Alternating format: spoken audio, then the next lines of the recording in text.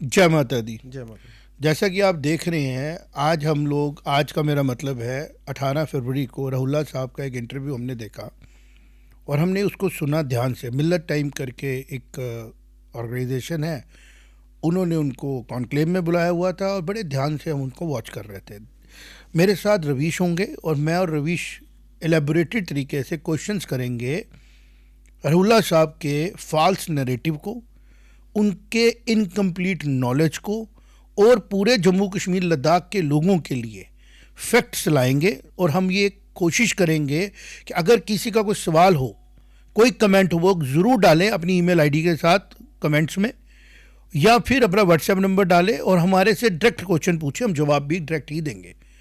रवीश, जो रहुल्ला साहब हमारे एमपी साहब जिस तरीके का नैरेटिव बनाने की कोशिश कर रहे हैं, अब उनको लग रहा है कि बाबा आदम का ज़माना है, कश्मीर की वैली के अंदर ही लोग हैं, बाकी तो दुनिया है ही कोई नहीं, और हम जो बोलेंगे सब उसके पीछे खड़े हो जाएंगे। तो हम दो हिस्सों में डिवाइड करेंगे, एक narrative by Kashmiris, Kashmiri Muslims, and actually the narrative set by Muslims living in other parts of Bharat. क्योंकि अब बहुत ज़रूरी हो चुका है हम स्पष्ट बात करें, relevance of religion in politics की बात करें, रेलेवेंस ऑफ रिलीजन इन भारतीय पॉलिटिक्स की बात करें, and how religion is being used as tool to weak the Bharat as a state and sovereign country and democracy. तो स्टार्ट करते हैं। सबसे पहले जो रहुल्ला साहब ने कहा कि कश्मीर जो है वो उसकी चॉइस है, हम लोगों ने अपने आप को भारत के साथ जोड़ा, तो हम उनको पहले करेक्ट करेंगे कि रहुल्ला साहब, आप कश्मीर को रिप्रेजेंट जिसको करते हैं, आज हम अर्थ न्यूज़ में उस कश्मीर के बारे में, उस कश्मीर सिटी, कश्मीर वैली के बारे में कुछ फैक्ट सामने लाएंगे कि क्या था कश्मीर, कैसे कश्मीर जुड़ा जम्मू और लद्दाख के साथ, जिसको आप क्लेम करते हैं कि हमने एक ज़बरदस्त किस्म का बनाया अपना जियोग्राफिकल आइडेंटिटी की बात वो कर रहे थे ना। तो मैं जियोग्राफिकल आइडेंटिटी से शुरू करूंगा। सबसे पहले हम आएंगे जो लास्ट कश्मीर में नोन हिस्ट्री में, क्योंकि 200-250 साल पुरानी हिस्ट्री ना हम चैलेंज नहीं कर सकते, उसकी ट्रीटीज ब्रिटिशर्स द्वारा लिखी गई हैं, उनके जो फैक्ट्स हैं उसके अकॉर्डिंगली हम बात करेंगे और फिर बुक्स का भी रेफरेंस दिया जाएगा जिन बुक्स से वो चीज़ें उठाई गई हैं। वो ट्रीटीज आज भी हमारे ब्रिटिश लैब्स में है। तो पहले बात करेंगे कि बिफोर सिख रूल कश्मीर में रूल कौन कर रहा था, और कश्मीर को पहले डिफाइन करेंगे। जिस कश्मीर की हम बात कर रहे हैं वो कश्मीर क्या था? वो अफगानियों द्वारा रूल्ड कश्मीर था 1752 में। रहुल्ला साहब, भगवान करे कि मेरी ये बात आप तक पहुंचे, कोई आपका प्रेमी यह आप तक पहुंचाए, ताकि अगली बार जब आप कॉन्क्लेव में बैठे हो आप करेक्ट इंफॉर्मेशन बात करें। और जो आप ये provocative, silent provocative, smart provocative काम कर रहे हैं ना, इसको हम बस्ट करें। क्योंकि हर कश्मीरी ने ना, सेल्फ कश्मीरी ने यही किया है, और आज वो कश्मीरी हमारा भाई जो है ना वो मिसलेड हो रहा है, क्योंकि वो, उसको आदत नहीं है ना बीच में जाके ढूंढने की, वो किसी न किसी एजेंसी के थ्रू या किसी न किसी प्रोवोकेशन के थ्रू समझता है बात को। तो रवि, स्टार्ट करते हैं। 1752 में कश्मीर में अफगान रूल शुरू होता है, दुरानी रूल, और 1890 तक वो चला। 1890 में वहां सिख रूल आता है, जो लाहौर के थ्रू कश्मीर को अपनी गवर्नर के थ्रू रूल करता है। ये डेट्स याद रखेंगे, 1819 से लेके 1840 तक वहां किसका रूल रहा? सिखों। और सिख डायनेस्टी का रूल कैसे रहा, एम्पायर का रूल कैसे रहा? Through the route of Lahore, कि लाहौर दरबार का रूल था। जो ये कहा जाता है ना कि हम सोवेरिन थे, हम बड़े थे, उनको सच बताना। और कितना एरिया उसके अंदर था वो भी जानना जरूरी है। उसके अंदर टोटल एरिया जो था वो था, जो ये बोलते हैं ना जम्मू के 2.5 डिस्ट्रिक्ट। आज इनको ये बताना जरूरी है, हमने अपनी पड़ताल में सिख रूल की ज्योग्राफी, उसकी पॉलिटिकल आइडेंटिटी जो कश्मीर में थी उसके ऊपर काम किया, और हमें जो मॉडर्न टाइम पे पता लगा उसमें आता है बारामूला, श्रीनगर की अपनी सिटी, अनंतनाग और शोपियां, और थोड़ा सा पुलवामा की बेल्ट। बस इतना ही था पूरे का पूरा कश्मीर। फिर हमने थोड़ी और मेहनत की रवीश, और हमने ये पता किया कि जिस जम्मू कश्मीर की ज्योग्राफिकल मेजरमेंट हम लेते हैं 2,22,000 किलोमीटर स्क्वायर, उसमें से ये एरिया जिसके अंदर सिख रूल किया गया direct through the governor of Sikh appointed by Sikh rules appointed by the Lahore दरबार, तो कश्मीर का अपना गवर्नेंस था ही नहीं कभी। पहले अफगानियों का रूल था और उसके बाद किसका आ गया, सिख रूल, ठीक। और सिख जो अंपायर रूल कर रही थी वो किसके थ्रू कर रही थी, थ्रू एन अपॉइंटेड गवर्नर। और वो जो अपॉइंटेड गवर्नर थे वो इस कश्मीर को किसका पार्ट बना रहे थे, पंजाब का। एक्चुअली में यही था ना। अब क्या होता है कि जब हम कश्मीर की बात करते हैं तो कौन कौन से हमारे एरिया सामने आए, कश्मीर की valley, Srinagar and surrounding districts, Baramulla region, Anantnag, और आता है हमारे पास शोपियां एंड पुलवामा का एरिया। हमने जब इसको कैटेगराइज किया with respect to the area under it, it comes to 16 से 15,000 स्क्वायर किलोमीटर का टोटल एरिया। जबकि जम्मू कश्मीर जिसके बारे में वो जियोग्राफिकली कह रहे थे वो कितना बड़ा था, 2,22,000 स्क्वायर किलोमीटर। तो रूला साहब को आज ये समझाना पड़ेगा कि जिसका आप क्लेम लेके बैठे हो वो एक क्लेम आपने जबरदस्ती ओन किया है, जबकि कश्मीर वैली में और कश्मीर वैली के थ्रू गवर्नड एरियाज टोटल 15 से 16,000 स्क्वायर किलोमीटर के थे। इज इट करेक्ट और नॉट? यही करेक्ट है। अब मैं चाहूंगा नेक्स्ट मैं एक्सपोज करूं, उसके पहले आप इस पे बात कर लें कि जो ये एहसान बता रहे थे वो एहसान है या इनको खुली रोक दी गई है कि जो मर्जी बोलते रहो। और मिलत टाइम को मैं बोलूंगा, जब आप किसी को बुलाते हो ना और उसके क्लेम्स होते हैं, नीचे डिस्क्लेमर डालो कि जो ये क्लेम कर रहे हैं ना वो क्लेम हम वेरीफाई नहीं करते हैं। नहीं तो आम लोग तो सोचते हैं कि एक किसी, अब जैसे मैं कोई बात कर रहा हूं तो मैं बोलूंगा ना ये क्लेम मैं जस्टिफाई करूंगा विद रेफरेंसेस, तो जरा मिलत टाइम भी रेफरेंस जस्टिफाई करे, नहीं तो रॉन्ग इन्फॉर्मेशन के केस के अंदर जो भी कंप्लेंट्स उनके बारे में करनी होंगी हम करेंगे। बिल्कुल। देखिए, जो जिस पाइवट पे खड़े होके आज जो रहुला साहब ने उस कन्क्लेव में बात की, ये एक बड़ा ही एक पुराना पैटर्न है कश्मीर की जो पॉलिटिकल लीडरशिप है कि इस तरीके के स्टैंड लेना। जो रहुला साहब है, मुझे तो काफ़ी बार लगता है कि ये एनसी ने खुद ही जानबूझ के पीडीपी कहीं कॉम्पिटेटिव सेपरेटिज्म में आगे ना निकल जाए तो ये दारमोदार राहुल्ला साहब को दिया है कि आपने जी अलगाववाद की बात करनी है। देखिए, सबसे पहले जो उन्होंने 370 के ऊपर बात की कि 370 इंडियन पार्लियामेंट यूनिलैटरली नहीं हटा सकती है। देखिए, मुझे एक बात नहीं समझ आ रही, 370 या 35A इंडियन कॉन्स्टिट्यूशन के पार्ट थे, ये इंडियन कॉन्स्टिट्यूशन के अंदर लिखी हुई चीज़ थी। और इंडियन कॉन्स्टिट्यूशन को, इंडियन पार्लियामेंट को पूरा हक है उसके अंदर कोई भी चीज़ नहीं लिखने की या उसमें से कोई भी चीज़ हटाने की, जब वो प्रॉपरली एक प्रोसीजर के थ्रू राज्यसभा और लोकसभा में बिल पास होता है। तो इस प्रोसीजर को पूरा फॉलो किया गया और इस तरीके से 370 हटाया गया। लेकिन देखिए, असलियत क्या है, सच ये है कि जो असली धोखा हुआ था कॉन्स्टिट्यूएंट असेंबली की ही इलेक्शन में। जो कॉन्स्टिट्यूएंट असेंबली 1953 में 51 में जब वो उसका इलेक्शन हुआ, तो उस इलेक्शन में जम्मू प्रजा परिषद जो थी, जो कि 370 को अपोज कर रही थी, उनके सब कैंडिडेट्स के पर्चे खारिज कर दिए गए। पूरे जो 75 मेंबर असेंबली थी, सारे के सारे लोग एनसी के चुने गए थे, सारा का सारा इलेक्शन ही रिग्ड था। कहने का मतलब है कि मतलब जैसे ये लोग 1989 को कह रहे हैं कि उन्होंने जो हमारा इस्लामिक फ्रंट बना था ना, क्या नाम था उसका, जो 89 जेकेएलएफ से पहले जो पॉलिटिकल, जिसमें से बोला गया कि फारूक साहब ने रिग कराई थी, जिन्होंने इलेक्शन, जमात इस्लामी ने इलेक्शन लड़ी थी ना, यूनाइटेड मुस्लिम फ्रंट बना के कुछ ऐसा है ना, यूनाइटेड मुस्लिम फ्रंट।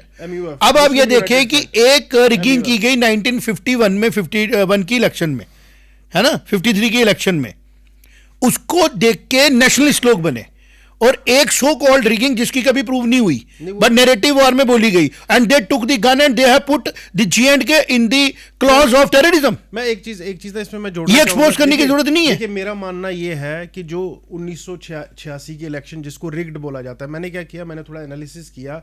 जो MUF है, MUF 73 की 71 की इलेक्शन में भी खड़ी हुई थी, 75 की इलेक्शन इस बार भी तो खड़ी हुई है। हाँ, इस बार भी खड़ी हुई। और आप रिमार्केबल देखोगे, जितनी सीटें इस बार मिली ना, उतनी ही सीटें 70s की इलेक्शन में भी मिली थी, उतनी ही सीटें 86 की भी इलेक्शन में मिली थी। क्योंकि प्रैक्टिकली आम इंसान जो है ना, वो रिलीजियस एक्सट्रीमिज्म को जो है ना, वो नहीं पसंद करता। देखिए कितनी संवेदनशील चीज है ये। जो इलेक्शन की रिगिंग का चैप्टर है ना, मेरा मानना है कि वो ISI ने पहले ही लिखा हुआ था कि respective of election results MUF बोलेगी कि देखिए जी हमारे तो 4 ही लोग आए, हमारे तो बहुत ज्यादा लोग आने चाहिए थे, कोई रिगिंग नहीं हुई थी। रिगिंग अगर JNK में जो सबसे बड़ी रिगिंग हुई है वो कॉन्स्टिट्यूएंट असेंबली के ही जो इलेक्शन जब जम्मू के इसलिए 370 सारे दिया। मेजर पॉलिटिकल एस्पिरेंट्स को आपने उनके पर्चे खारिज करा दिए और विद कंडीशनल कराए कि नहीं तो हम हराएंगे। क्योंकि आज हम जो नैरेटिव ब्रेक कर रहे हैं ना, मुझे लगता है हिस्ट्री में ऐसा ब्रेक जो आज अर्थ न्यूज करने जा रहा है ये आम लोगों के लिए नहीं किया गया। किताबों में सब कुछ है लेकिन आम आदमी किताबें जाके पढ़ता नहीं है ना। तो हम कहाँ पहुंचे थे 1819 में हमने से लेके 1846 तक हमने बता दिया, कश्मीरी भाइयों को भी बता दिया, जम्मू के भी बता दिया, दिल्ली बैठे लोगों को भी बता दिया कि यहाँ पे जो कश्मीर था वो कितना था, 15,000 से 16,000 स्क्वायर किलोमीटर। और कौन कौन से एरियाज थे जो कि प्रोविंस थे लाहौर दरबार के, और जिनके ऊपर किनका रूल था, सिख रूल था थ्रू अपॉइंटेड गवर्नर। अब आते हैं दूसरी तरफ, जम्मू में क्या था। अब मैं बताता हूं कि जम्मू में 1946 से पहले महाराजा रणजीत सिंह जी ने जम्मू को अपनी सेमी ऑटोनोमस स्टेटस महाराजा गुलाब सिंह को दे चुके थे। और जम्मू का रीजन क्या क्या था वो भी जानना जरूरी होगा आपके लिए।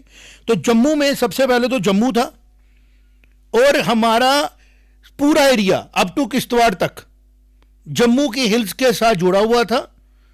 और जम्मू के साथ रजौरी भी था, जम्मू के साथ पुंछ का एरिया भी था और जम्मू के सारे प्लेन्स थे। तो जम्मू का एरिया वाज ऑटोनोमस, जिसको हम बोलते हैं प्रिंसली स्टेट, जिसको हम वसल बोलते हैं। सिख एम्पायर्स ने, सिख डायनेस्टी ने जम्मू के राजा को ऑटोनोमस राजपाट दिया हुआ था, जिसके लिए जम्मू के राजा महाराजा गुलाब सिंह ने कहा था मैं आप ही का वहां पे एज अ सोवेरियन बैठूंगा और मैं आपकी फ्यूडिटरी स्टेट हूंगा, वसल हूंगा मैं आपकी। यही है ना फैक्ट, है ना। अब वसल होना और प्रोविंस होने में जमीन आसमान का फर्क है। तो महाराजा ऑफ जम्मू थे, महाराजा ऑफ कश्मीर कोई नहीं था। और महाराजा जम्मू जब थे महाराजा गुलाब सिंह जी, उसके पहले भी जम्मू में जो रूलर्स थे वो डोगरा रूलर्स थे, इन्हीं के फैमिलीज के रूलर थे। एरिया छोटा था। सिंह एम्पायर ने जब जम्मू को एनेक्स किया और जम्मू के रूलर्स को इनडायरेक्टली उन्होंने इंडिपेंडेंट ऑटोनोमस रूल करने दिया। उसके बाद आती है बात कि जब एंग्लो सिख वॉर होती है 1946 की, उस वॉर में पार्शली सिख एम्पायर डिस्टर्ब होता है और वो जंग हार जाता है। और उसके हारने के बाद में अंग्रेज जो हैं, जो उस टाइम कॉलोनियल सिस्टम था इंपीरियलिज्म का, उसके रूल्स ही फॉलो किए गए और उन्होंने कहा कि हमें वॉर इंडेमिनिटी चाहिए, जो 1.5 करोड़ नानकशाही बनाई गई। आम आदमी को समझाने के लिए हम कह सकते हैं कि वो जो हमने आपको रुपीस मान लीजिए आपके केस में, लेट अस सपोज,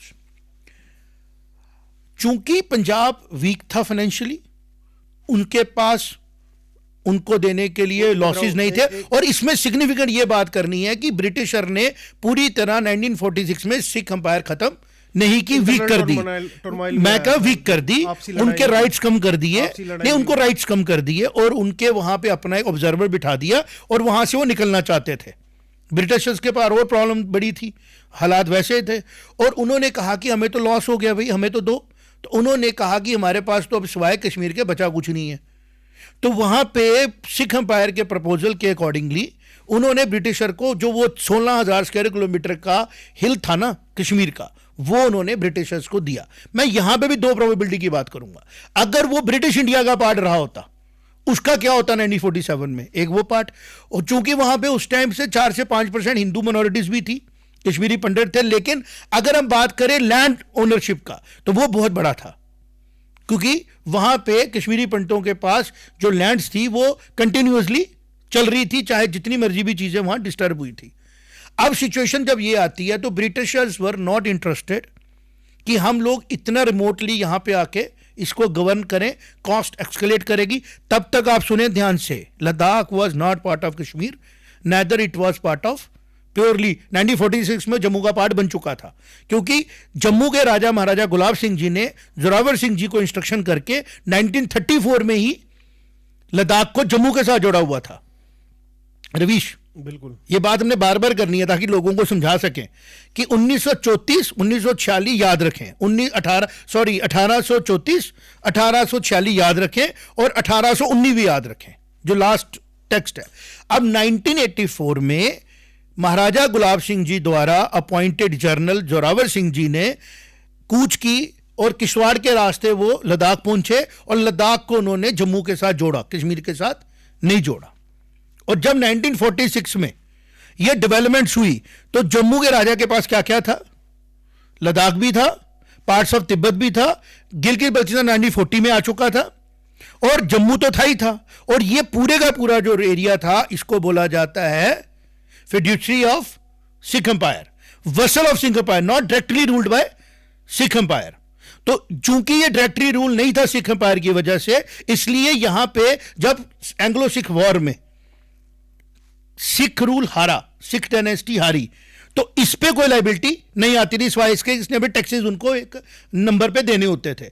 लेकिन ब्रिटिशर्स को यह पता था कि यहां पे हमारे लिए ये टेरिटरी जो बीच में हमें मिल रही है कश्मीर की, हैंडल करना इतना आसान नहीं होगा। उन्होंने बीच का रास्ता निकाला कि मुझे तो कैश चाहिए। तो उन्होंने ऑफर किया गुलाब सिंह जी को कि अगर आप चाहते हो तो हम आपको ये जगह दे देते हैं, आप हमें इसके बदले में पैसा दे दो। तो चूंकि उस टाइम पे सिस्टम यही था कि राजे डिसाइड करते थे, उधर ब्रिटिशर राजे थे, इधर कौन था? गुलाब सिंह जी। तो डिसाइड हुआ ठीक है जी, मैं 75 लाख रुपए आपको दे दूंगा, ये टेरिटरी आप मुझे दे दो। अब जब ये टेरिटरी सेकेंडरी टेरिटरी के तौर पे आई, आज 100 साल के बाद ये बोलते हैं, 200 साल के बाद की हम ही थे लद्दाख के मालिक, हम ही थे जम्मू के मालिक। तो हिस्ट्री तो पढ़ते ही नहीं है, इसके बारे में आपका क्या कहना है? बिल्कुल, देखिए ये तो जो नरेटिव है, इनका नरेटिव आज बस्ट करेंगे। ये फेल्ड नरेटिव है, क्योंकि ये महबूब मुफ्ती ने डायलॉग मारा था डाई डिस्ट्रिक्ट का। बेसिकली डाई डिस्ट्रिक्ट कश्मीर के, ये जो एस्पिरेशंस की बात आज इन्होंने की है, ये डेड डिस्ट्रिक्ट ऑफ कश्मीर की एस्पिरेशंस की बात की है इन्होंने कि 370 वापस आएगा या वी विल रीडिसाइड द एक्सेशन।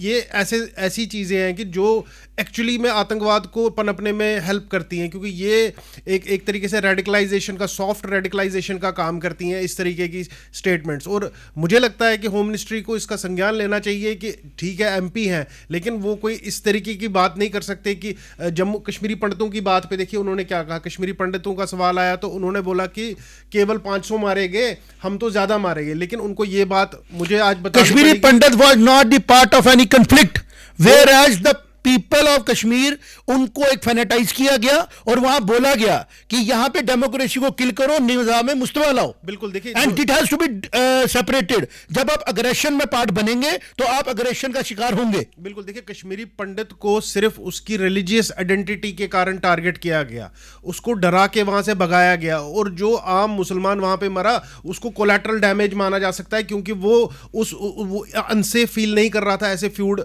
में, या ऐसे जो मसला या आतंकवाद फैला हुआ था कश्मीर में 90s की शुरुआत में, वो रहा वहां पे। अगर वो कहीं हताहत हुआ किसी आतंकवादी की गोली से, वो एक अलग चीज है। और कश्मीरी पंडित को टारगेट सिर्फ करना इस बात पे कि वो एक पर्टिकुलर रिलीजन को बिलोंग करता है, ये इसी चीज को जिनोसाइड बोला जाता है। जो जिनेवा कमीशन ऑन जिनोसाइड है, वो जिनोसाइड को इसी पे एक्सप्लेन करती है कि अगर आप किसी ग्रुप को उसकी भाषा, क्रीड, कलर या रिलीजन के आधार पे आप उसको टारगेट करते हो, जान से धमकाने की कोशिश करते हो या जान से मारते हो, सिर्फ इसलिए कि उनको आप एथनिकली क्लेंस करो उस इलाके से, तो इसी को जिनोसाइड बोला जाता है। दूसरी बात, अब मैं आपको जो बता रहा था, मैं चाहता हूं जो लोग इंटरेस्ट लेंगे इसमें, मेरे आज की इस मेहनत में, उनके लिए बता रहा हूं कि अप्रॉक्सीमेटली कश्मीर का एरिया जो था वो कितना था? 1500-16,000 स्क्वायर किलोमीटर। जम्मू का था 26,000 स्क्वायर किलोमीटर। उस टाइम पे जम्मू का ज्यादा था।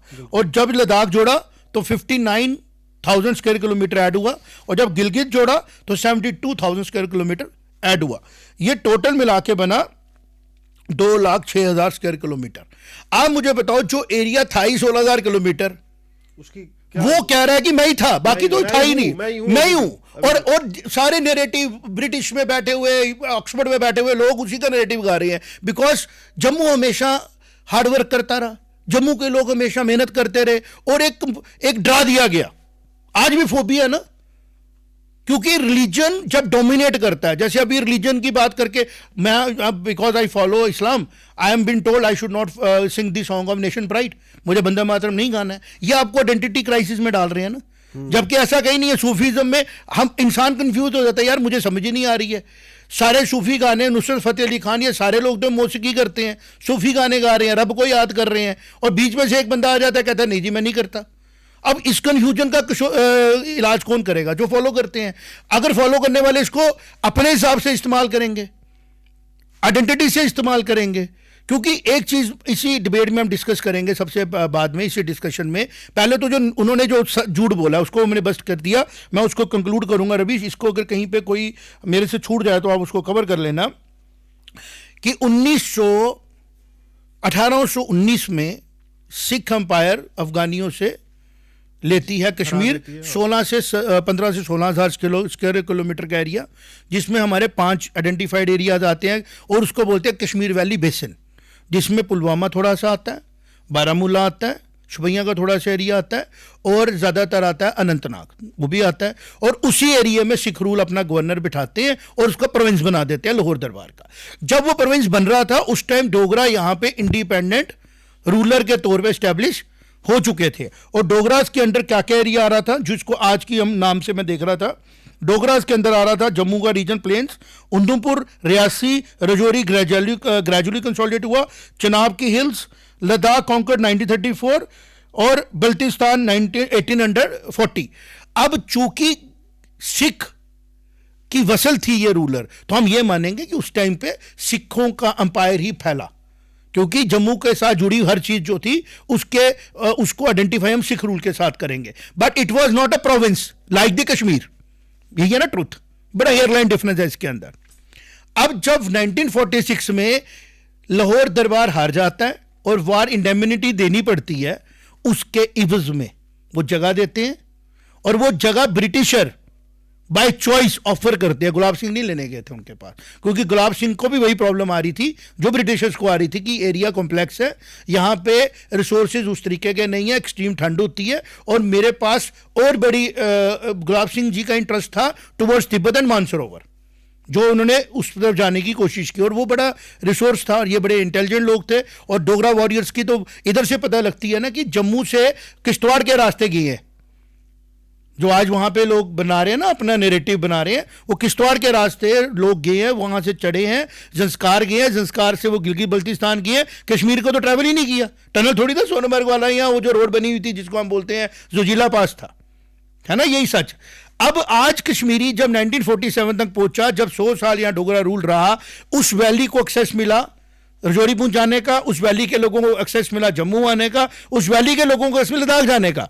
दे move to that place because resources की कमी थी। और वहां जाने के बाद इनको ये समझ में आया, और ब्रिटिशर को भी तब समझ आ गया 100 साल में, कि ये जियोग्राफिकली कितनी सिग्निफिकेंट जगह है। वर्ल्ड वार सेकंड हो चुकी थी ना, वर्ल्ड वार 1 हो चुकी थी, वर्ल्ड जियोपॉलिटिकल माइंडसेट बन चुका था। तब तक तो ये इंपीरियलिस्ट ताकतें तो रिसोर्सेज के लिए जाते थे, इनको जियोपॉलिटिकल का उतना नॉलेज था नहीं। लेकिन जैसे पता लगा कि रशिया को कंट्रोल करना है, तो उन्होंने अब देखा कि कौन सा वल्नरेबल एरिया है, कौन लोग हैं जो मैनिपुलेशन में आएंगे, तो उन्होंने वहां पे रिलीजियस एक्सट्रीमिज्म को प्लांट किया। और 1931 में जब महाराजा हरि सिंह जी ने एक स्ट्रॉन्ग मैसेज दिया कि भाई we are Indians, we are भारतीय, यूनियन ऑफ स्टेट्स, तो उनको लगा यार ये तो चला गया। और भारत का जो स्ट्रक्चर है, ब्रिटिशर्स ने देखा हुआ था कि भारत की डाइवर्सिटी, फ्यूचर डेमोक्रेसी सेटअप में भारत किस तरीके से राइज करेगा, रिसोर्सेज कितने हैं, इनका रिवर सिस्टम कितना स्ट्रांग है, इनके पास वेटलैंड्स कितनी है, इनका एग्रीकल्चर पोटेंशियल कितना है। तो उनको लगा कि अगर कल को ये कनेक्ट करके सेंट्रल एशिया से, तो हमारा वो बिजनेस ही खत्म हो जाएगा, क्योंकि चाइना भी उतना स्ट्रांग नहीं था उस टाइम पे। तो ये सारी चीजें मिलकर कॉन्स्पिरेसी की थ्योरी बनी, और उसकी वजह से कॉन्स्पिरेसी बनी, थ्योरी नहीं बनी, और उसको प्लांट किया गया कश्मीर में, जिसको आज तक कश्मीर में ढोया जा रहा है। कहां से फंडिंग आ रही है, कहां से कश्मीर में नैरेटिव आता है, आज हमने बस्ट कर दिया। मैं हैरान हो गया जब ये मैंने स्टडी में देखा, जो आज मैं आपसे बता रहा हूं, कि जम्मू का एरिया उस टाइम भी 20,000 स्क्वायर किलोमीटर था, 26,000 स्क्वायर किलोमीटर उसी टाइमलाइन में। और Jammu was ruled by Dogra ruler, semi autonomous, और उनको राजा का खिताब मिला था। और जो प्रोविंस था उसको जब जम्मू ने अपने साथ जोड़ा, तो वो प्रोविंस अपने आप को बोला कि राजा ही मैं था, मेरे से क्यों नहीं पूछा गया। तुम्हें तो ब्रिटिशर ने भी नहीं पूछा था, क्योंकि पूछना था, क्योंकि सिस्टम वैसा था। आज पूछा जा रहा है डेमोक्रेसी में, और आप मैनिपुलेशन कर रहे हो। आपने पूछा गया दिल्ली के द्वारा, गलती कर दी। मुझे लगता है उस टाइम पे जो हिस्ट्री भी पढ़ाई गई थी ना, वो ब्रिटिशर्स ने पढ़ाई थी ना, उनके पास भी इंटरेस्ट, उन्होंने बोलना चाहिए था लाहौर ट्रीटी जाके पढ़ो, क्या लिखा है उसके अंदर, क्या उसमें लिखा है कि Maharaja Gulab Singh forcefully took this area from us. It was a negotiation, कि ठीक है पैसे चाहिए, हमें इस लैंड से क्या लेना है, तो उन्होंने कहा ठीक है कौन देगा। उधर भी लद्दाख की तरफ भी डोगरा रूल था, इधर भी डोगरा रूल था और सिख वीक थे। तो उस एक अरेंजमेंट से ब्रिटिशर एग्जिट किए और फिर वो एंटर करना चाहते थे, वो कर नहीं पाए। बिल्कुल, देखिए What do you say? बिल्कुल आपने हिस्टोरिक कॉन्टेक्स्ट बड़े अच्छे से आपने बता दिया है कि कैसे जो रहुल्ला साहब है, जो उनके सारे बयान है वो बेबुनियाद थे। लेकिन अगर हम प्रेजेंट की बात करें, अगर हम आज प्रेजेंट भी देखें या पिछले 30 साल 40 साल में देखें, कश्मीर में जिस तरीके से कि एक ऐसा एक इमेज बनाया गया था कि कश्मीरी के ऊपर जुल्म हो रहा है। लेकिन पॉइंट ये है कि आप देखिए कश्मीरी मुस्लिम की आबादी वहाँ पे 91% के आसपास थी 1947 उस कश्मीर वैली बेसिन में 100% हो गई, वो 100% हो गई। जो माइनॉरिटीज थी, माइनॉरिटीज वहाँ एग्जिस्ट नहीं कर रही है आज की डेट में। और पूरे भारत में हम देखेंगे कि ओवरऑल परसेंटेज ऑफ मुस्लिम्स जो है वो विद रिस्पेक्ट टू हिंदू बढ़ रहा है। और इसके उल्टा कॉन्ट्री कश्मीर, बांग्लादेश और पाकिस्तान की बात करें, वहाँ पर जो मुस्लिम डोमिनेटेड सोसाइटीज़ थी वहाँ पर अब माइनॉरिटीज़ एग्जिस्ट ही नहीं करती है। मेरा कहने का मतलब ये है कि बेसिकली इंडिया में जो मुस्लिम्स है ये फ्लरिश कर रहे हैं अच्छे से, इनको कोई प्रॉब्लम नहीं है, लेकिन एजेंडा बेस्ड पॉलिटिक्स चला रहे हैं। ये राहुल्ला जैसे लोग जो है ये एजेंडा बेस्ड पॉलिटिक्स चला रहे हैं, जो कि मुझे तो इसमें एक बड़ा ही कोई लिंक लग रहा है कि किस तरीके से इनको उकसाया जाता है कि आप इस तरीके से अलगाववाद की बात कीजिए, आप जो मेजॉरिटी पॉपुलेशन है आप उसको बदनाम करने की कोशिश कीजिए। मुझे बताइए 10 साल में ऐसी कौन सी चीज़ हुई कि जहाँ पे लगे कि मुसलमान के साथ गलत हुआ? देखिए इसके ऊपर बिल्कुल बात करनी ज़रूरी है। हम लोगों ने बचपन से ना हिंदू मुस्लिम सिख ईसाई का फ़र्क देखा ही नहीं है, हमें पता ही नहीं है। हमारे लिए ईद भी कल, आज सबसे पहले मुबारक है, रमज़ान का दिन शुरू हो रहा है। इतने पॉजिटिव दिन पे माता रानी ईश्वर ने, ऊपर वाले ने मुझे ताकत दी कि मैं अपने लोगों को सच बता के पॉलिटिकल लॉजर हेड से दूर करूं। जम्मू को दूर कर दिया कश्मीर से। कश्मीर के लोगों को तो हमेशा जम्मू के साथ प्यार होना चाहिए था, क्योंकि जम्मू ने आके कश्मीर को, आप सोचो अगर ब्रिटिशर वहाँ होते फिर क्या होता। जो ब्रिटिशर्स ने पूरे इंडिया में किया, अगर वही माइंडसेट ब्रिटिशर्स वहाँ करते और गुलाब सिंह जी वहाँ नहीं आते, कैसे बचाया होता कल्चर कश्मीर ने अपना? रवीश, क्या वहाँ पे कैथोलिक कल्चर ज़्यादा बढ़ नहीं जाता? क्या वहाँ के अपने जो रिसोर्सेज हैं वो एक्सप्लॉइट नहीं हो जाते?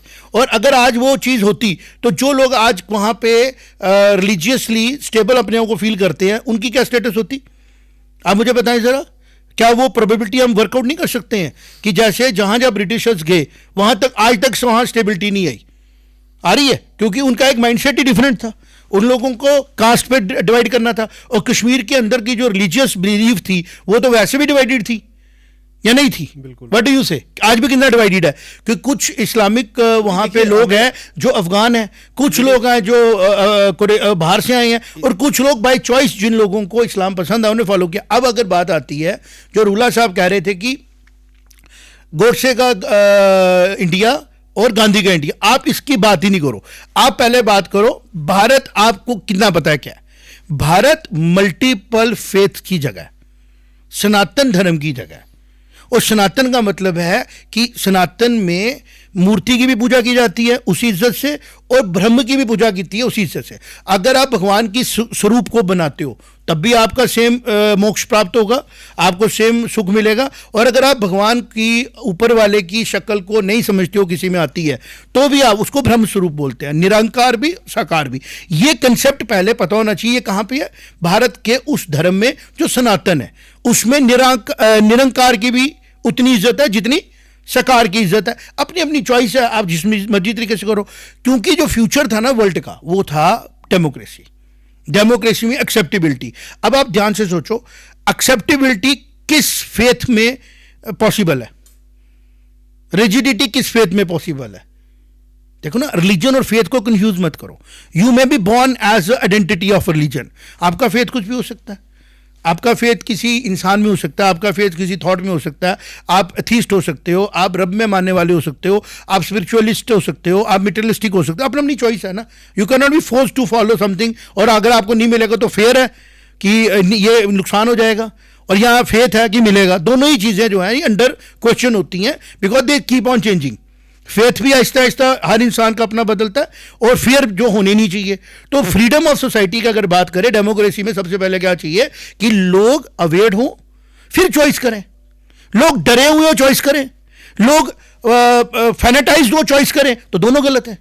तो कश्मीर ने दोनों चीज़ों का इस्तेमाल किया, क्योंकि उसको 16,000 स्क्वायर किलोमीटर का खौफ था कि मैं तो बड़ी मिनॉरिटी हूं, लेकिन किया क्या उसने, उस मिनॉरिटी को मेजॉरिटी बनाने के चक्कर में उस टाइम पे सबसे ज़्यादा गलती अगर किसी की हुई वो हुई जो लोग उस टाइम दिल्ली के बीच में बैठे थे, जो उन लोगों से डिबेट नहीं कर रहे थे, जो यहाँ के स्टेक होल्डर थे, रूलर्स ऑफ J&K, वो उनको इंपॉर्टेंस देने की बजाय उनको इंपॉर्टेंस दे रहे थे जो 2,20,000 स्क्वायर किलोमीटर में से 2,02,000 को जानते ही नहीं थे. What was the claim of the leadership of Kashmir valley, 16,000 square kilometre on Ladakh, Gilgit, Baltistan and Jammu, zero. But what was the relevance of Dogra rulers in particular that time? Gilgit, there was a governor, there was people who were sitting over there. Ladakh, there were people. Baltistan, there were people. Tibet का area, वहां लोग थे, संस्कार में लोग थे. सबको पता था कि हम 100 साल से डोगरा रूलर्स के साथ काम कर रहे हैं. तो बात किसके साथ दिल्ली ने करनी थी? उनके साथ. लेकिन दिल्ली ने इंपॉर्टेंस किसको दे दी?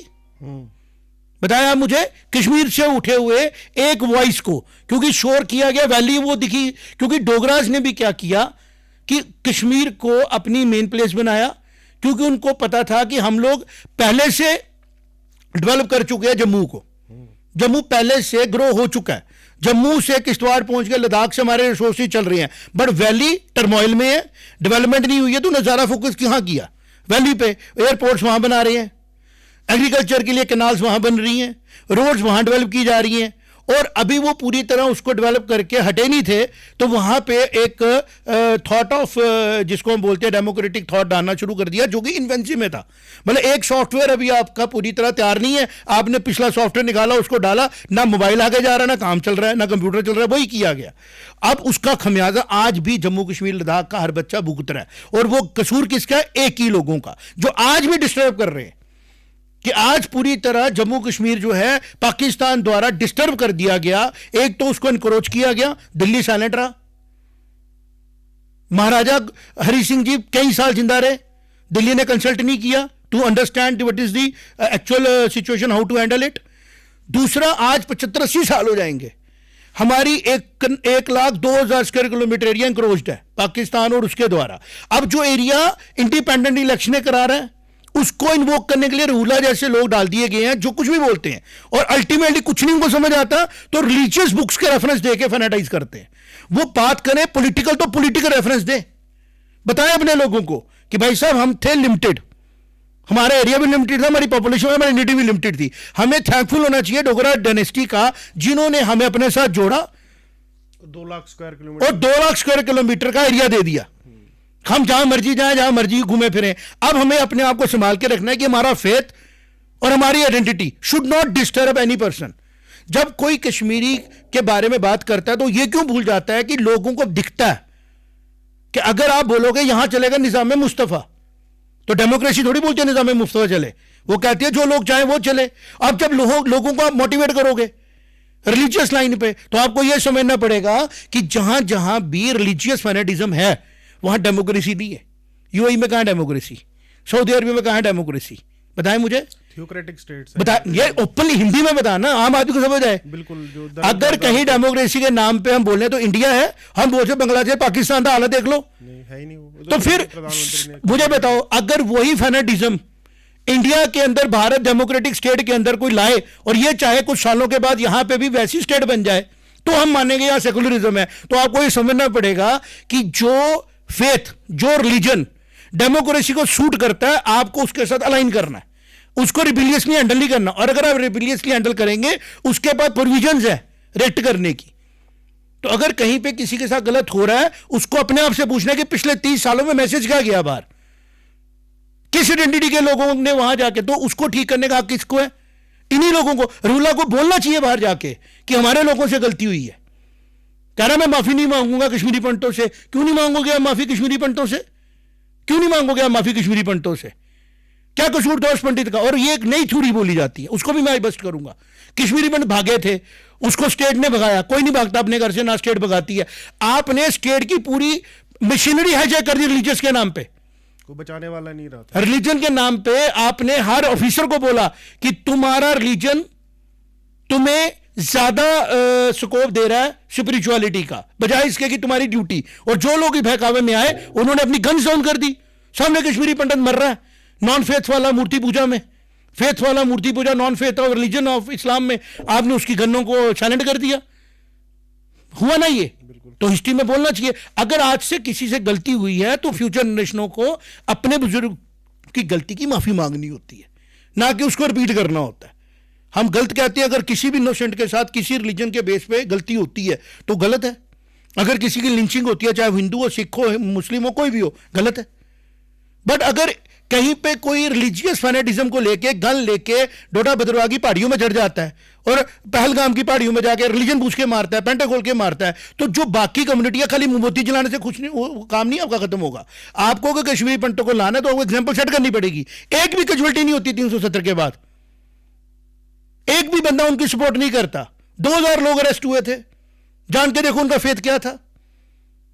जब तक खुद कम्युनिटी को मानने वाले लोग अपने अंदर की कुरीतियों को ठीक नहीं करेंगे, उनको ऐसी क्वेश्चंस को जवाब देना पड़ेगा। तो आज क्योंकि ये बात जम्मू की है, हम जम्मू से पब्लिश होते हैं, जम्मू कश्मीर लद्दाख की है, हमें तीनों लोगों को देखना है, कश्मीर के लोगों को भी सच बताना है कि आपकी कंट्रीब्यूशन, आपका इंपॉर्टेंस बहुत इंपॉर्टेंट है in the whole J&K and in the whole Bharat.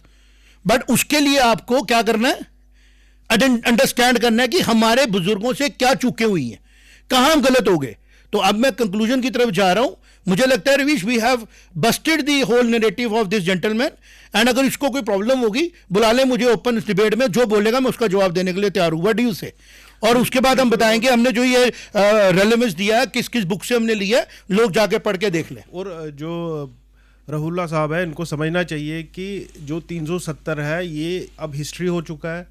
इसको सुप्रीम कोर्ट ने, जो फाइनल नेल था इसका, वो सुप्रीम कोर्ट ने हिट कर दिया है कि ये बिल्कुल लीगल तरीके से हुआ है। और इस चीज़ पे अब मुझे लगता है कि कश्मीर की जनता भी कहीं ना कहीं वो खुश है कि देखिए जी यही प्रॉब्लम था। और मेरा मानना पहले से ही 2019 के पहले से ही मेरा मानना ये था कि 370 ही प्रॉब्लम है, कि क्योंकि 370 खुद बोलता था कि आप अलग हो, तो अलगाववाद तो बढ़ना ही था। जब सरकार खुद बोल रही है, भारत का कॉन्स्टिट्यूशन बोल रहा है अलग, जो कि था ही नहीं, असली में अलग नहीं था। देखिए कश्मीर का सर्वाइवल इंडिया के बिना है ही नहीं। अब देखिए अगर 47 में बाई चांस अगर पाकिस्तान गलती से कब्जा कर लेता कश्मीर में, आप सोचिए क्या हालत होती जम्मू कश्मीर की। POK के अंदर इस टाइम पे बिजली बहुत दूर की बात है, उनको आटे आप मुझे बताओ, लेट्स अंडरस्टैंड। आज हम एक प्रोबेबल स्टोरी बनाते हैं। अगर पाकिस्तान में रिलीजियस फैनेटिज्म नहीं होता तो आज पाकिस्तान दुनिया की सबसे प्रॉस्परस जगहों में से एक होता। इंडिया के साथ बिजनेस कर रहा मैं कह रहा हूं सबसे दुबई की तरह ग्रोथ करता। वो अपने रिलीजन को रिलीजन की जगह फेथ की जगह रखता, स्पिरिचुअल प्रैक्टिसेस की रखता, अपने पॉलिटिकल सिस्टम का पार्ट नहीं बनाता। यूएई ने नहीं ना बनाया। आज यूएई कहां पहुंच गया? भारत भी नहीं बना रहा है। और ये जानबूझ के अपने आप को रिलीजियसली प्लेस करके कहते हैं रिएक्शन नहीं आए। जब आप रिलीजियसली किसी चीज का रेफरेंस लेंगे कि मैं रिलीजन को फॉलो करूंगा तो मैं कॉन्स्टिट्यूशन को कहीं ना कहीं मुझे प्रोटेक्ट करना पड़ेगा, मेरा एक अटायर है, मेरा एक फेथ है, मेरी एक रिस्ट्रिक्शन है, मैं गाने नहीं गा पाऊंगा, मैं ऐसे नहीं खड़ा हो पाऊंगा, मेरे को मना है। Let me complete. तो उसकी रिएक्शन तो आएगी ना। To every action there has to be an equal reaction. अभी जो भारत की स्टेट से वापस आ रहा है कॉमनर्स की तरफ से, वो रिएक्शन है। एक्शन आपकी तरफ से हुई है। आप एक्शन रोक दे, रिएक्शन बंद हो जाएगी। और देखिए सबसे, आप एक्शन पे कैसे आ सकते हैं? अगर अफगानी रूलर यहां आते, इस्लाम को फेथ कर मानने वाले यहां आते, यहां के कन्वर्जन नहीं करते, औरंगजेब नहीं बनता, तो आज किसी को कोई प्रॉब्लम नहीं थी। जब यहां पे औरंगजेब आता है, बाबर आता है, अफगानी आते हैं, दुरानी आते हैं, और वो डंडे मार मार के रिलीजन को ही बदलाते हैं, तो उसकी रिएक्शन कभी ना कभी तो आएगी ना। और अगर वो रिएक्शन आ रही है और आप चाहते हो ना आए, तो एक्शन बंद कर दो, इनपुट बंद कर दो, आउटपुट बंद हो जाएगी। तो मुझे लगता है कि जो ये डिबेट है, इसकी रेलेवेंस शिवांग सदे गुप्ता करे उतनी नहीं है, रिवी शांडू करे उतनी नहीं है। ये खुद ही उस रिलीजन को मानने वाले लोगों ने डिबेट स्टार्ट करनी चाहिए कि भाई इतना खूबसूरत रिलेशन है, हम भी स्टडी करते हैं, बड़ा अच्छा लगता है, बड़ी अच्छी टीचिंग्स हैं, बड़े रेलेवेंट है, बट उसकी जो मिस यूज किया गया बाय द पॉलिटिकल, जिसको हम बोलते हैं ना, हम इसका एक वर्ड बोल रहे हैं, लालची, मिस एडवेंचरिस्ट, और by the greedy people of power, उसको डिसोन करना है। डेमोक्रेसी में आपको बिलीव करना है और यह नहीं कहना है कि अगर आप इस्लाम को फॉलो करते हो तो आप नेचुरली सेकुलर हो गए। आपको फैक्ट्स देखना है कि कौन सेकुलर हुआ। सेकुलर हुआ सनातन को मानने वाला, क्योंकि जिसके अंदर पहले दिन ही सेकुलरिज्म है कि अगर शिव जी की पूजा करते हो तो भी सेकुलर हो। शिव जी की एक घर में 5 लोग, एक भगवान शिव की पूजा करता है, एक भगवान विष्णु की पूजा करता है, काली माता की पूजा करता है, एक अपने भैरव देव की पूजा करता है, और सबका खान पान अलग होकर भी वो एक घर में रह सकते हैं। क्या ये चीज बाकी रिलीजन में है? अगर है तो वो भी सेकुलर है, लेकिन अगर वो नहीं है और वो कह रहे हैं जी वो आपको सेकुलर नहीं मानेंगे हम, तो गलत है ना। ये पॉलिटिकल एडवेंचरिस्ट है जिसको ब्रेक करना जरूरी था, और ये एग्जाम्पल के साथ बात करनी जरूरी है कि भारत का सनातन होना ही ये सर्टिफिकेट है कि यहां पे हर फेथ वाले के लिए स्पेस है और मैं इसका प्रूफ और जगह है। प्रूफ बताता हूं उसको। सबसे बड़ा प्रूफ ये जो मिल्लत टाइम्स का जो कॉन्क्लेव था, ये कॉन्क्लेव ही इन इटसेल्फ एक बहुत बड़ा प्रूफ है कि कितना सेकुलर है मेरा देश, कितना टॉलरेंट है मेरा देश।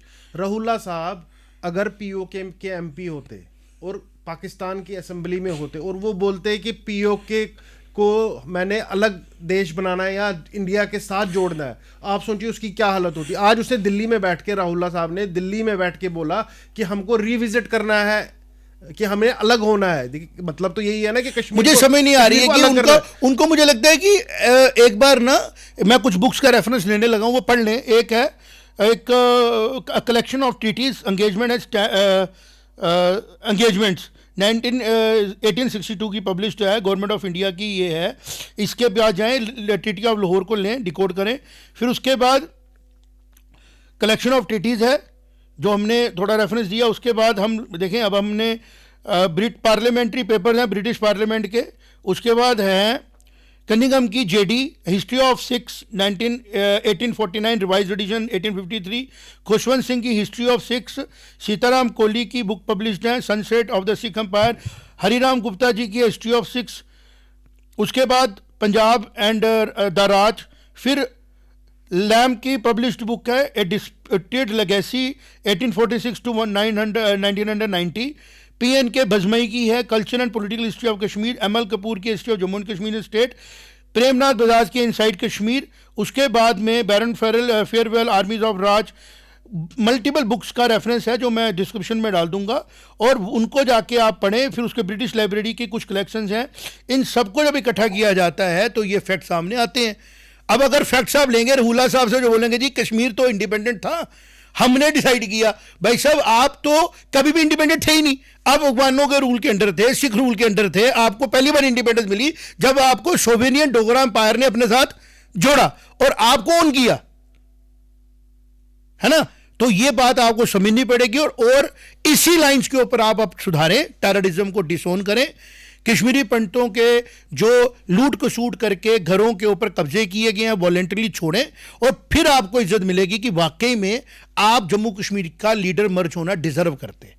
और लद्दाख भी बोलेगा नहीं मुझे बेनिफिट हो गया। और अगर आप पेनिट्रेट करने के लिए पॉपुलेशन का टूल का इस्तेमाल करेंगे, क्योंकि जम्मू कश्मीर में अब क्यों आहिस्ता आहिस्ता यहाँ पॉपुलेशन जो है वो बढ़ चुकी है, ठीक है, और हम लोग उसको फेनेटाइज करके अपनी पावर ले लें तो गलत है।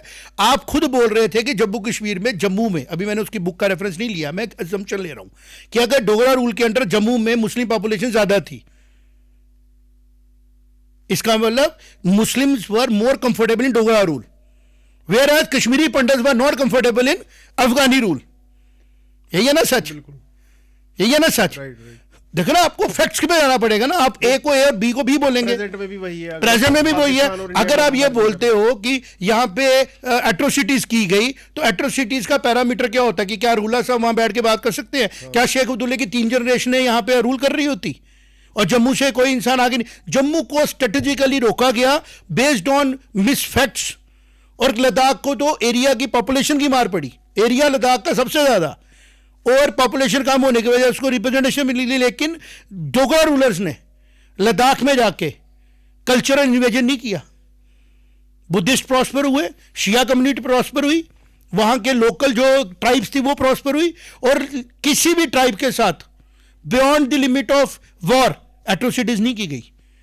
एक भी स्तूपा नहीं है वहां जो तोड़ा गया होगा, एक भी मंदिर नहीं है जो बुद्धिस्ट डायनेस्टी का तोड़ा गया होगा, है कोई रेफरेंस मिलता है? मैंने भी खंगाल मारा। तो जो रूलर्स, जो रजीम बहुत खास था, आपने उसको बोल बोल के खराब कर दिया। अब आप जितना बोलेंगे ना, अर्थनुष उतनी बार जवाब देगा, हर उसका जवाब देगा, और यहां पे हम लाके फैक्ट सामने रखेंगे। तो आज की हम डिस्कशन को पॉज करते हैं और रिक्वेस्ट करते हैं जो लोग भी इसको सुन रहे हैं, वेरीफाई करिए। मैंने रेफरेंस लिया है अफगान रूल, 1946 अमृतसर ट्रीटी, और फिर मैंने ये भी जाना कि जब कश्मीर दे चुके थे ब्रिटिशर को, ब्रिटिशर्स के थ्रू वो जम्मू कश्मीर का पार्ट बन चुका था, 1949 में दोबारा सेकेंड एंग्लो सिख वॉर हुई, और उस वॉर के बाद सिख एम्पायर सीज हुई। तब तक नहीं हुई थी, क्योंकि उसके बीच में 2 वॉर्स हुई। हमारा उसमें जाने का इंटरेस्ट नहीं, हमारा इंटरेस्ट था जम्मू कश्मीर की हिस्ट्री फैक्ट बताना, कि जम्मू ने खरीदा नहीं था, जाके लोगों पे जुल्म नहीं किए थे, वो अंपायर गिरा था, और कश्मीर पार्ट बन चुका था ब्रिटिशर्स के को देने के अलावा सिख डायनेस्टी के पास, सिख एम्पायर के पास ऑप्शन नहीं थी, पैसा था नहीं देने के लिए। तो वो जो 3 साल एक्सटेंशन मिली ना उनको रूल करने की, वो ऑन द बेसिस मिली कि वो अंग्रेज़ों को, ब्रिटिशर्स को अपना कुछ एरिया दे पाए, और वो एरिया ब्रिटिशर्स ने बाय चॉइस, जो आज सिंपथाइजर बन के बैठे हैं इनके नैरेटिव चलाने वाले, उन्होंने बाय चॉइस दिया, 75 लाख रुपया लेना प्रेफर किया और एरिया दे दिया, और यही कॉलोनियल सिस्टम था। आज डेमोक्रेसी है, उस टाइम राइट था। 47 में भी ये राइट महाराजा हरि सिंह जी के पास था। तो आप डिनाई कैसे कर सकते हो? आप रेट्रोस्पेक्टिव जाके चीजें कैसे बदल सकते हो? आप बताओ रवीश, क्या माइंडसेट है आज का? है we are a democratic state, we should be ruled democratically, we should be given facts, and जो भी हमें फैनेटाइज करके प्रोग्रेस के रास्ते से दूर ले जाता है, उस हर लीडरशिप को एक्सपोज करना है और वोट डालना है on the basis of facts. आज जम्मू कश्मीर लद्दाख एक नई आइडेंटिटी की तरफ बढ़ चुका है, 2 यूटीए बन चुका है। हमें ग्रोथ, प्रोग्रेस और इंटीग्रेशन ऑफ सोसाइटी की बात करनी है, हमें धर्म से, जात से ऊपर उठ के बात करनी है और फैक्ट्स में बात करनी है। और अगर हम बोले हम सब एक जैसे, और फिर हम किसी एक को प्रिविलेजेस देते रहे सोशल सिस्टम्स में, तो वो डेमोक्रेसी का अंत उसने किया जिसने एक्स्ट्रा प्रिविलेजेस मांगे। मेरी बात समझ में आई ना? तो आपको बड़े सेंसिटिव तरीके से समझना है, और जो कोशिश अर्थ न्यूज़ कर रहा है जम्मू कश्मीर लद्दाख के लोगों को इंटीग्रेट करने की, फैक्ट्स बताने की, वो आगे बढ़े। कश्मीर में भी लोग रमज़ान सेलिब्रेट कर रहे हैं, परमात्मा हम सब के लिए खुशियाँ लेके आए, ऊपर वाला हर कामयाबी दे, हमारा भाईचारा और बढ़े, और हम लोग इन जैसे politically charged, adventurist, religiously fanatic and myopic leadership से अपने आने वाली जनरेशन को बचा सके। But you service conclusion. देखिए मुझे तो यही, मैं बार बार ये बोलूँगा कि प्रोपेगेंडा वाली पॉलिटिक्स अब नहीं चलेगी। जो लोग हैं, कश्मीर के भी जो लोग हैं, वो समझ चुके हैं सारी चीज़ को, कि देखिए कुछ मुट्ठी भर लोगों ने पैसा कमाया और आम आदमी ने जान गंवाई। पूरा टर्माइल में रहा कश्मीर, बच्चों के जो पढ़ाइयाँ नहीं हो पाती थी, स्कूल्स नहीं लगते थे, कॉलेज नहीं लगते थे, और जब से 370 गया है तब से लगता है कि जैसे प्रॉब्लम का जड़ ही खत्म हो गई है। प्रॉब्लम कहीं दिख नहीं रही, अलगाववाद, आतंकवाद, हर कोई चीज़ जो है वो बिल्कुल लोएस्ट लेवल्स पे है इस टाइम पे। और मुझे लगता है कि जो हाईवेज और ट्रेन का जो कनेक्टिविटी बनने वाली है वैली की, उसके बाद वैली एक डेवलपमेंटल पाथ पे जाएगी कि ये सारी बातें जो हैं ये हिस्ट्री रह जाएंगी, और जो राहुल्ला जैसे लोग हैं इनको अपनी जो पॉलिटिकल रोटियां पकाने के लिए कोई स्पेस नहीं मिलने वाला है। मिलते हैं नए फैक्ट्स के साथ, और आप लोगों का मैं ये बोलूँगा कि अप्रिसिएशन है, तभी हम ये काम कर पा रहे हैं। We will only speak the truth, we will follow the truth, and the truth is the most important tool in the hands of democracy. Thank you very much. जय माता दी। जय माता दी।